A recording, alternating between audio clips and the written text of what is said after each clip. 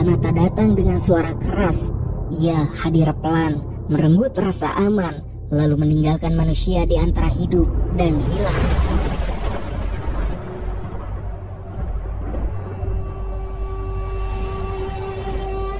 Cerita ini dimulai pada Sabtu pagi, 28 Februari 2009, tepat pukul 5. Langit masih gelap pekat, seperti belum siap menyerahkan malam kepada fajar. 4 sahabat datang dengan langkah ringan. Tak ada ketegangan di wajah mereka, tak ada firasat buruk yang tertulis di mata mereka. Hanya sekadar rencana sederhana untuk memancing dan menikmati akhir pekan. Nick membawa tas kecil berisi perlengkapan. Di belakangnya Will yang pagi itu terlihat paling bersemangat sekaligus paling cemas. Corey menyusul sambil memeriksa ulang perlengkapan. Dan terakhir, Marky Cooper yang paling berpengalaman dalam mengemudikan perahu. Hari itu, mereka hanya 4 pria biasa yang ingin meluapkan rutinitas dan menghabiskan waktu bersama, di mana mereka pernah tumbuh dari kerasnya latihan rugby, dan persahabatan mereka bukan sesuatu yang instan. Itu dibangun dari rasa saling percaya dalam situasi keras, dan kini ikatan itu terasa seperti saudara. Namun Will berbeda pagi itu. Ini adalah perjalanan laut pertamanya. Ia pun mencoba terlihat santai, tetapi matanya bertransisi antara kagum dan khawatir. Ia bertanya apakah laut akan berguncang hebat. Marky menjawab bahwa mungkin hanya sedikit saja karena ia ingin mencari spot memancing sebelum badai datang. Kata badai itu pun membuat Will menoleh cepat. Ia pun bertanya lagi. Kali ini lebih serius, ia bertanya lagi tentang cuaca. Marky akhirnya jujur bahwa badai besar memang sedang mendekat, tetapi ia sudah menghitung waktunya. Mereka akan selesai memancing sebelum pukul 3 atau 4 sore. Mereka akan kembali sebelum malam dan cuaca terburuk baru datang larut malam. Secara logika rencana itu masuk akal, namun kegelisahan tidak selalu tunduk pada logika. Will mencoba menenangkan diri, tetapi masih ada sesuatu yang masih mengganjal di dadanya. Hingga pukul 6:30 pagi, perahu melaju ke laut yang lebih dalam. Matahari mulai naik, memantulkan cahaya ke permukaan air yang luas dan semuanya terlihat indah, damai, seolah tak ada ancaman di dunia. Namun di daratan, televisi menyiarkan peringatan berbeda.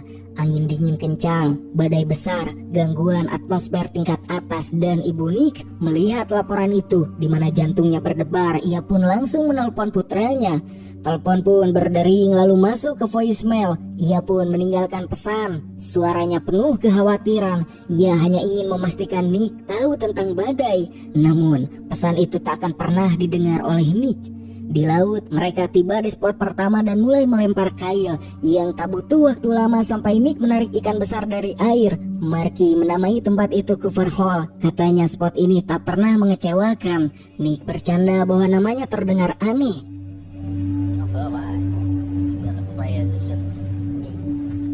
4 jam kemudian, pukul 9 pagi, mereka tiba di spot emas favorit Marky. Mesin dimatikan dan saatnya menurunkan jangkar. Hingga pukul 1 siang, langit mulai berubah hitam. Awan menebal seperti dinding yang menutup cahaya, juga badai semakin dekat, dan mereka sepakat untuk kembali. Corey mulai mengangkat jangkar, namun tali menegang, tak bergerak. Ia pun menarik lebih kuat, namun tetap saja tali tak bergerak. Marky pun kemudian membantu, lalu keempatnya menarik bersama yang ternyata jangkar tersangkut di batu karang.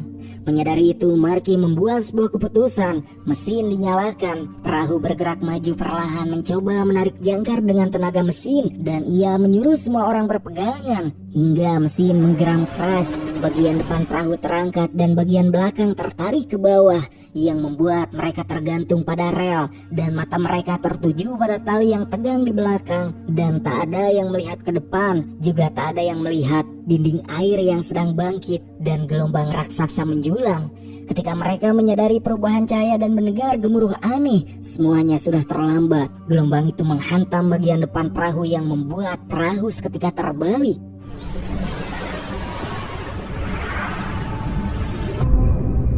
Ketika mereka muncul ke permukaan, perahu sudah terbalik sepenuhnya. Lambung putih kosong itu kini menjadi satu-satunya penopang hidup mereka. Mereka pun berteriak memanggil nama satu sama lain.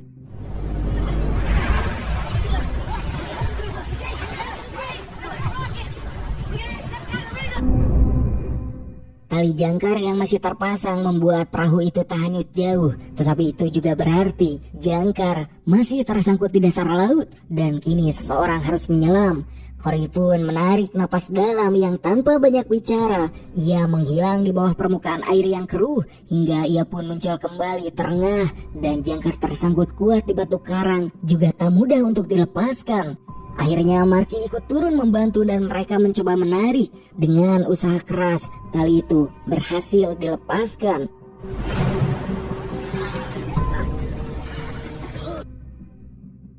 Malam pertama pun dimulai di mana kini tak ada suara yang terdengar selain deburan ombak yang terus menghantam lambung perahu terbalik. Mereka berempat masih berusaha berpegangan erat, sementara air laut perlahan terasa semakin dingin menusuk tulang. Tubuh mereka mulai gemetar tak terkendali, otot-otot kaki mulai kram dan jari-jari tangan pun mulai mati rasa. Namun pegangan itu tak boleh dilepaskan sedikit pun, sebab jika satu orang saja terlepas dalam kegelapan, peluang untuk menemukannya kembali adalah sesuatu hal yang sangat mustahil.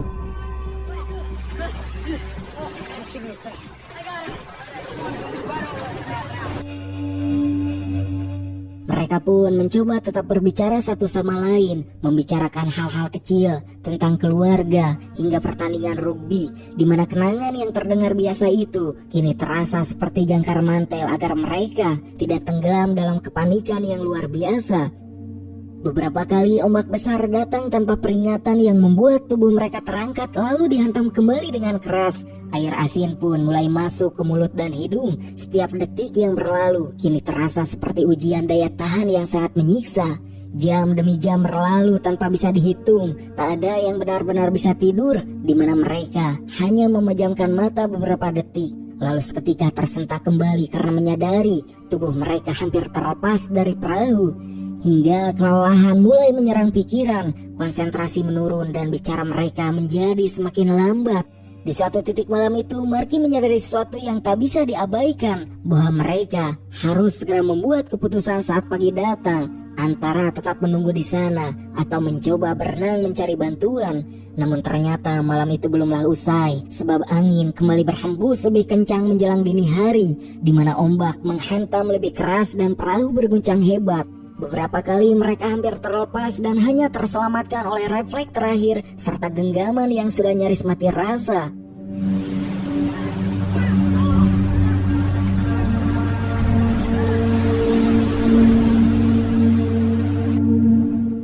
Dan di momen itu tiba-tiba mereka mulai melihat sebuah kapal di kejauhan. Namun sayangnya posisi kapal itu terlalu jauh.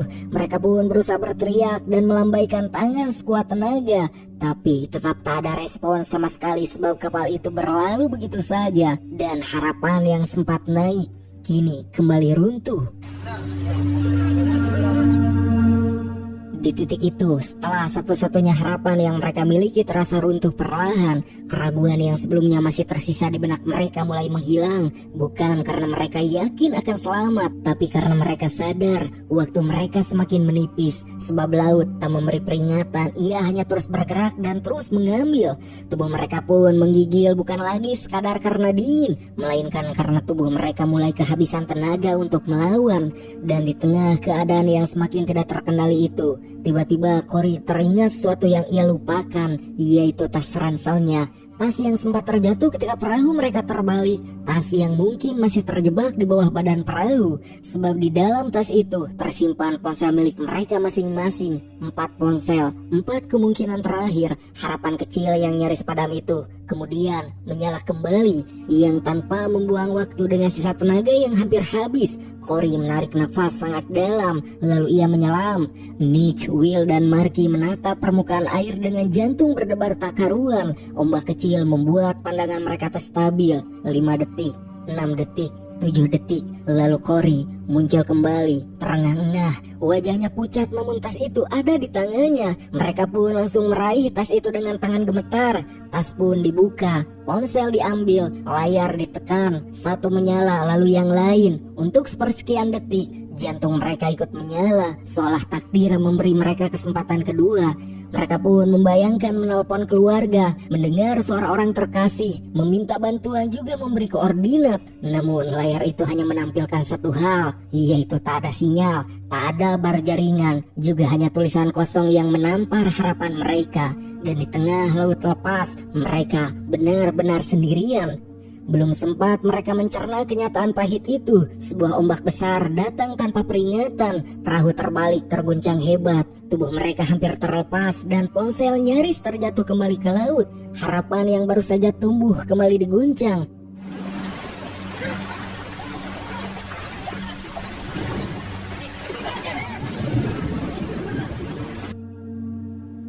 Marky yang sejak tadi memendam kegelisahan pada akhirnya menjadi orang pertama yang menyerah dengan keadaan, di mana dengan tubuh yang semakin melemah, Marky berbicara tentang pilihan sulit yang harus mereka ambil, yaitu mereka tak boleh tetap tinggal di perahu terbalik sebab peluang untuk terlihat kapal penyelamat tak akan terjadi. Yang mana Marky menyarankan untuk nekat berenang sampai ke permukaan sebelum waktunya benar-benar habis. Yang tentu saja ucapan Marky itu bukanlah sebuah solusi, melainkan tindakan nekat untuk meniskon umur.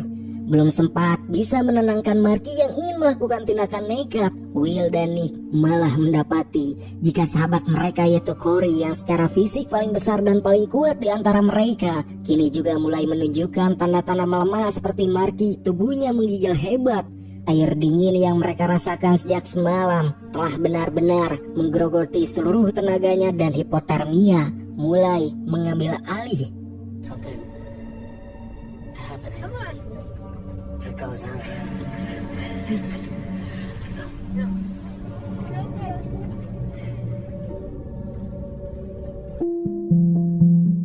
Sementara itu di daratan, keluarga yang menyadari Nick dan yang lainnya tak kunjung kembali mulai panik. Dan karena dirasa telah terjadi sesuatu yang buruk kepada Nick dan yang lainnya, mereka langsung menghubungi pihak berwenang untuk melaporkan hilangnya Nick dan yang lainnya agar segera melakukan pencarian darurat.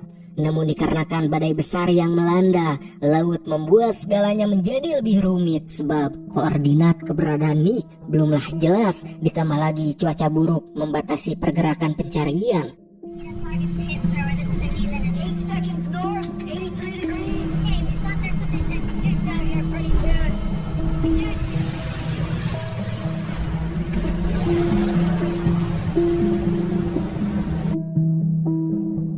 Sin pun kembali ke tengah laut. Kondisi Cory dan Marky yang kini sudah kehilangan semangat untuk bertahan membuat kondisi badan keduanya semakin melemah.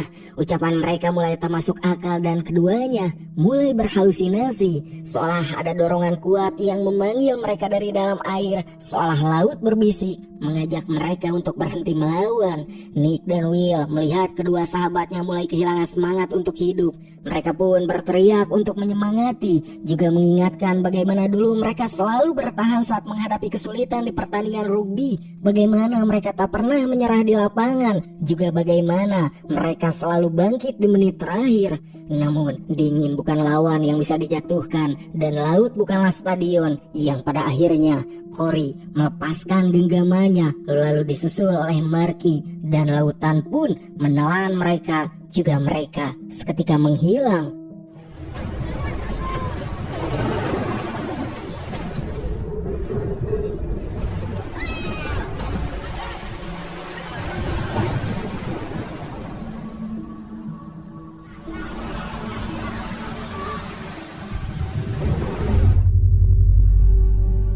Saat pagi datang, yang tersisa hanyalah Will dan Nick. Keduanya masih memanggil nama Cory dan Marky berulang kali, namun tak ada jawaban. Walaupun mereka masih sadar sepenuhnya, kelelahan dan kedinginan ekstrim semakin terasa, juga tubuh mereka mulai mati rasa. Dan sebelum mereka sempat berpikir jernih, seekor hiu muncul, berenang perlahan mengitari perahu terbalik, dan ketegangan kembali memuncak seolah penderitaan belumlah cukup.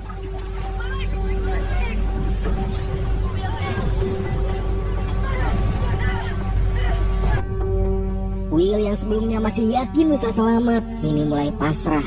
Melihat itu, Nick berteriak lantang. Ia meneriakkan yel-yel yang selalu mereka gunakan sebelum bertanding rugby. Dan suara itu pun menggema di tengah laut yang luas. Serak, patah, namun penuh tekad dan entah bagaimana teriakan itu mengubah sesuatu. Will kembali mencengkram perahu. Ia kembali ingin bertahan.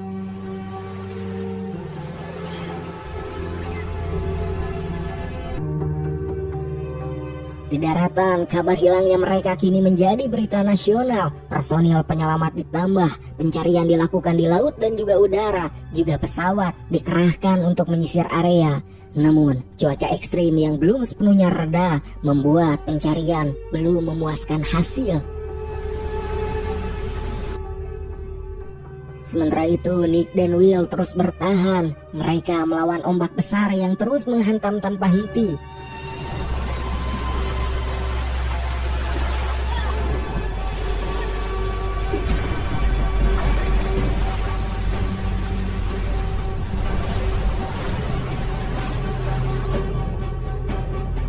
Hingga berjam-jam berlalu, mereka pun melihat kapal petugas berwenang dan harapan kembali muncul.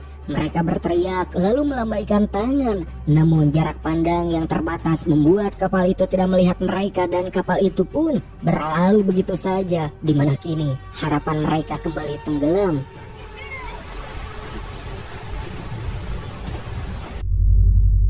Hingga saat ombak sedikit mereda, Nick melihat Will melompat ke dalam air. Nick pun panik, ia tak mau kehilangan sahabat terakhirnya. Namun Will muncul kembali. Ia menyelam untuk mengambil sisa minuman dan makanan yang masih bisa digunakan. Dan setelah sedikit mengganjal perut, Will melihat cahaya di kejauhan. Cahaya itu tampak seperti mercusuar dan Will yakin itulah satu-satunya harapan mereka. Ia pun mengajak Nick berenang menuju cahaya itu. Awalnya Nick menolak sebab ia takut itu hanyalah halusinasi akibat hipotermia. Namun karena merasa tak punya pilihan lain, akhirnya ia pun setuju. Keduanya pun berenang menuju cahaya itu. Sedikit demi sedikit mereka mendekat. Juga harapan kembali terasa nyata. Namun kenyataan kembali menghantam. Cahaya itu ternyata bukan mercusuar. Itu hanya halusinasi mereka. Belum sempat mereka pulih dari kekecewaan itu, ombak besar kembali menghantam. Mereka pun berjuang keras, berenang kembali ke perahu. Sesampainya di sana, kondisi Will semakin rapuh. Ia merasa sudah tak memiliki harapan untuk hidup. Dimana dengan suara lemah, ia meminta Nick jika ia selamat untuk menyampaikan pesan kepada kedua orang tuanya. Nick pun berusaha keras menyemangatinya. Namun beberapa saat kemudian, Will terjatuh. Tangannya terlepas dan ia pun menghilang di telan ombak.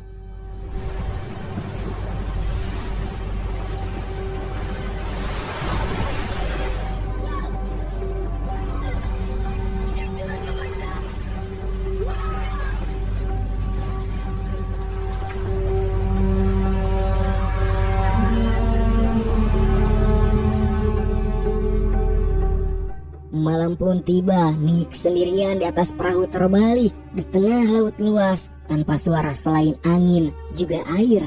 Beberapa kali ia hampir kehilangan kesadaran. Ia bahkan berhalusinasi melihat perahu datang menyelamatkannya. Namun ia terus melawan. Ia berbisik pada dirinya sendiri agar tetap hidup. Hingga akhirnya fajar kedua muncul sejak kecelakaan itu terjadi. Nick masih bertahan, dimana dengan sisa tenaga terakhirnya ia terus berusaha tetap sadar. Dan ketika cuaca membaik, tim penyelamat akhirnya menemukannya dan Nick berhasil diselamatkan.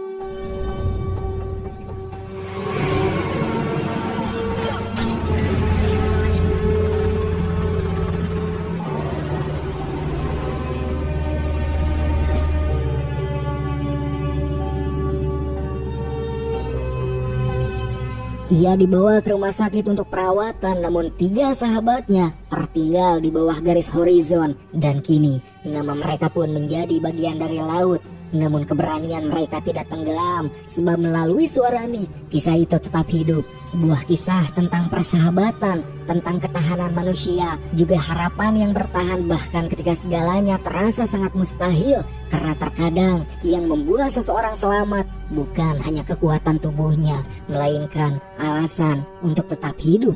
Dan cerita pun tamat. Begitulah kisah perjuangan 4 sahabat yang diangkat menjadi film dengan judul Not With Your Hope. Gitulah pokoknya nama. Sebuah kisah yang mengingatkan kita semua untuk selalu mensyukuri setiap detik nikmat hidup yang kita punya. Sebab kita tak pernah tahu kapan takdir akan menguji kita dengan cara yang paling keras. Wallahu alam bisawab.